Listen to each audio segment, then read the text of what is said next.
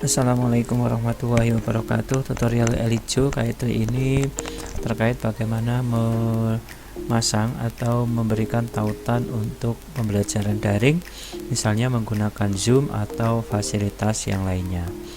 Bapak Ibu disilakan login melalui dengan menggunakan username dan passwordnya.